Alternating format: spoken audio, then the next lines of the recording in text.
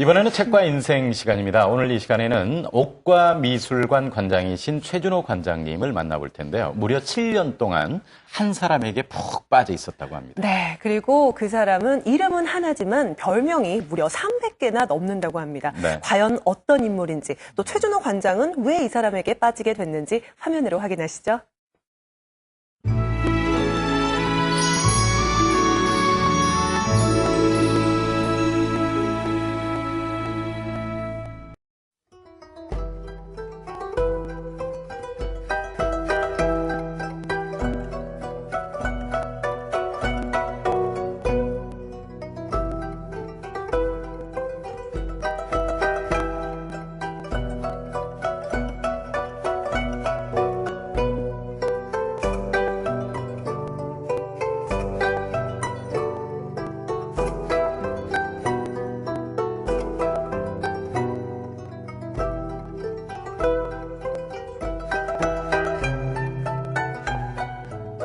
옥관미술관 일을 맡으면서 중간에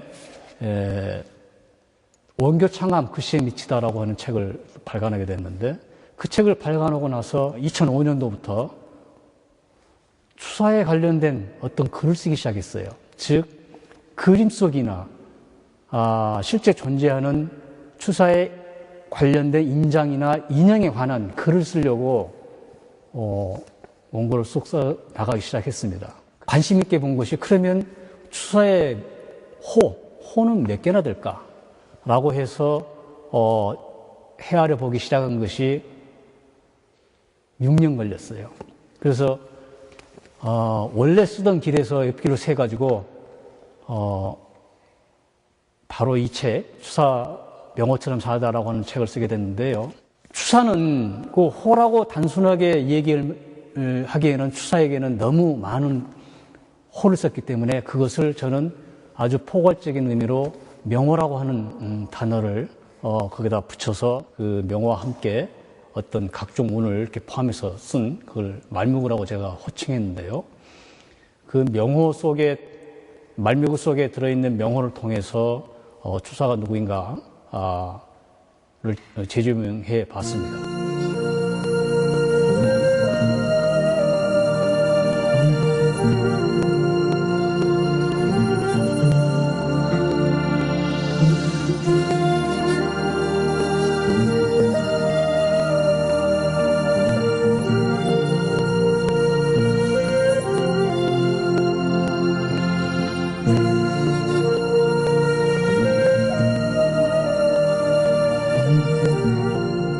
추사에게 있어서 명호는 결국 그 세상이나 사람과의 그 소통하는 하나의 수단이었어요. 그래서 자기를 표현하는 독창적인 자기 표현 언어 도구였기 때문에 추사는 그 상대방에 따라서 명호를 달리 썼어요. 주변 상황에 따라서 당시 자기 자신의 처지에 따라서 맞는 명호하고 또는 그에 어울리는 후미운 등을 이렇게 쓰면서 자기 속내 마음을 적절히 표현을 했죠. 추사는 아버지를 따라서 중국 영경에 24세 때 가게 됐는데, 그 전까지 쓰던 현란이라고 하는 호를, 명호에서 추사로 바꾸게 됩니다. 그 이유는 뭐냐면, 중국에 가서 새롭게 만날 문인묵객들을 상대로 해서 쓸 명호를 준비를 한 것이죠.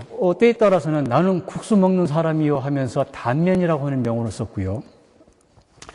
나는 늙은 날라리 벌이요 하면서 노가라고 하는 명호를 쓰기도 했고, 나는 지팡이를 짚으니까 다리가 셋입니다 하면서 노력이라고 하는 그런 명호를 쓰기도 했어요. 초이선사에게 쓴 그 명호가 독특한데요. 내가 바로 부처요 하면서 나가라고 하는 의미는 그 산스크리트어로 부처라고 하는 의미인데요. 그런 나가가 들어가는 나가 계열의 명호를 굉장히 많이 썼습니다. 스님들에게 썼던 그 명호 중에 하나가 육식두타가 있어요. 그러니까 스님들은 초식을 하지만 나는 육식을 하면서 두타행을 하는 사람입니다라는 그런 해학적인 선문답이 담긴 그런 명호도 쓰기도 했죠.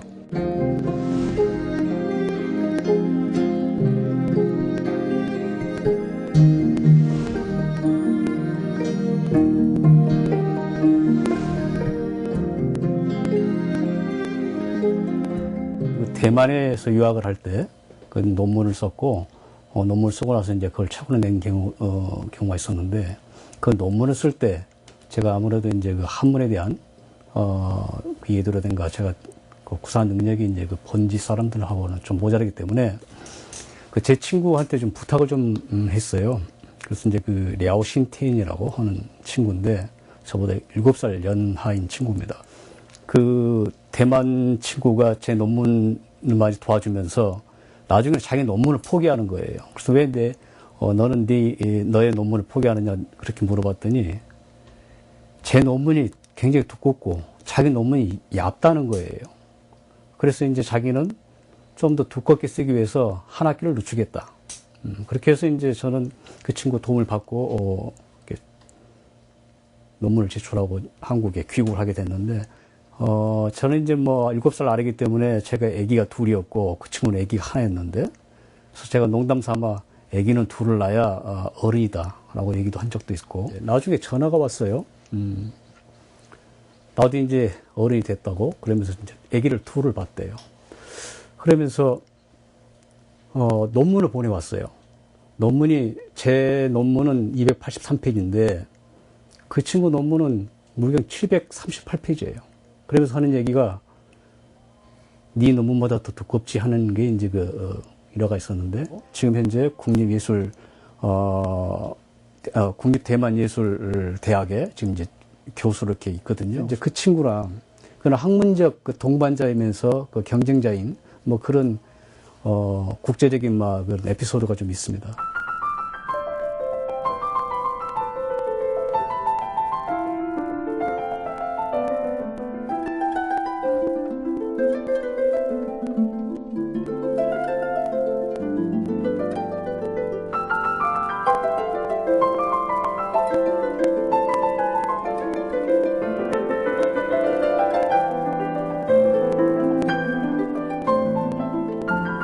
사실은 제가 그 대만 유학 가기 전에 그 어느 회사에 이제 유명 회사에 이제 디자이너로 있었어요. 근데 그때 춤으로 이렇게 제가 많이 나다니면서 도올 김여욱 선생님이 이제 그 그 고려대학교로 간두시고 나서 막 그때 이제 만남이 이루어졌었거든요. 그때 이제 이 도올 김여욱 선생님이 내신 책이 바로 이제 동향학 어떻게 할 것인가라는 야인 지성인으로 돌아와가지고 쓴 아마 뭐 첫 번째 책이 아마 될까 싶은데요. 그 동향학 어떻게 할 것인가 그걸 가까이 이렇게 접하면서 김여욱 선생과 이렇게 이제 친해지게 됐고 그 결과로 또 저는 김여욱 선생 집에 같이 가서 지금의 도올 학회 전신이라고 할 수 있는 그런 모임을 최초로 한 멤버 중에 한 사람이 됐어요. 거기 보면은 이제 도올 선생님이 이제 왜 그 교수직을 관두게 됐는지 뭐 그거에 대한 얘기가 자기 편이 쭉 담겨져 있고요. 거기서는 철학에 대한 그 기본적인 그 자기 철학의 정립을 먼저 해라라고 하는 걸 굉장히 역설을 했고요. 또 하나는 이제 이분이 이 책을 쓰면서 그 엄청난 독서량이 있다고 하는 것이에요. 그리고 엄청나게 많은 사례와 그 고증을 이렇게 수집을 해서 그를 바탕으로 이 책을 쓰고 했다는 것이 저한테는 굉장히 감명적으로 받아줬고 제가 이 추사 명호처럼 살다라고 하는 책을 내고 나서 바로 지난주에 전화를 받았어요. 도올 선생님한테서. 책이 하도 마음에 들어서 자기가 쓴 책처럼 느껴져서 저를 이른바 치하를 하려고 전화를 하셨다고 그래서 저를 알고 전화한 줄 알았거든요. 그래서 제가 되물었어요. 선생님 저를 알고 전화하셨어요. 저를 모르고 전화를 했는데 그때 저 기억하십니까? 저 누구누구였습니다라고 이렇게 말씀을 드리니까 아주 기뻐하시면서 20년 만에 통화를 하면서 아주 저랑 그 도올 선생님이랑 한 20-30분 동안을 아무튼 뭐 옛날 얘기하면서 그러니까 도올 선생님 하신 말씀이 이제 학문적 동지를 만난 것 같다 이렇게 말씀하시더라고요. 그래서 저는 내심이 아주 기분이 좋았어요.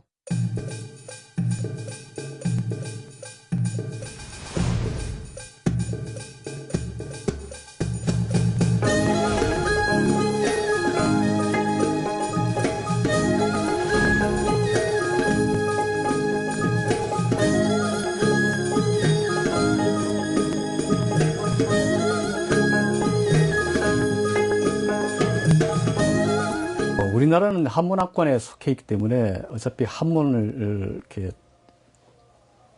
한문의 틀 속에 살고요. 한문을 이야기한 공부서가 필요합니다. 근데 공부서가 필요한데 공부서 중에서도 제가 소개하고 싶은 책은 바로 강의자전입니다. 한문에 대한 어원, 변천, 내용, 그 포함되어 있는 함의 이런 것이 아주 그 총체적으로 되어 있어요. 물론 그것을 읽기는 좀 난해하겠지만 요즘은 강의자전을 쉽게 읽을 수 있는 책도 많이 나와 있기 때문에 번역된 뭐 그런 책도 많이 있기 때문에 그러한 책을 통해서라도 그 원전에 해당되는 특히 또 한문을 연구하거나 한문에 대해서 관심 있는 사람들은 강의자전을 쭉 들여다보면 그 안에 진리가 들어있다. 저는 그렇게 생각을 합니다.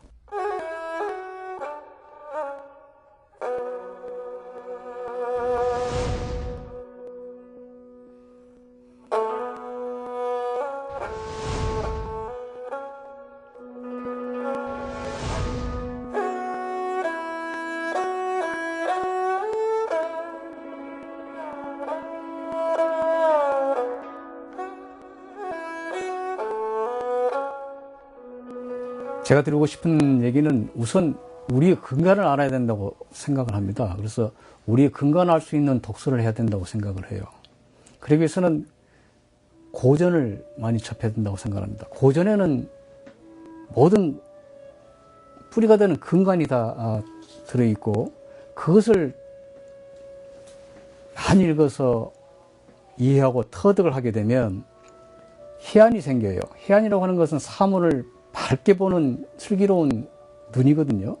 그런 해안이 생기면 이 세상의 모든 집착이나 차별 같은 것을 떠나서 제대로 볼 수 있는 진리를 제대로 볼 수 있는 그런 눈이 생기게 됩니다.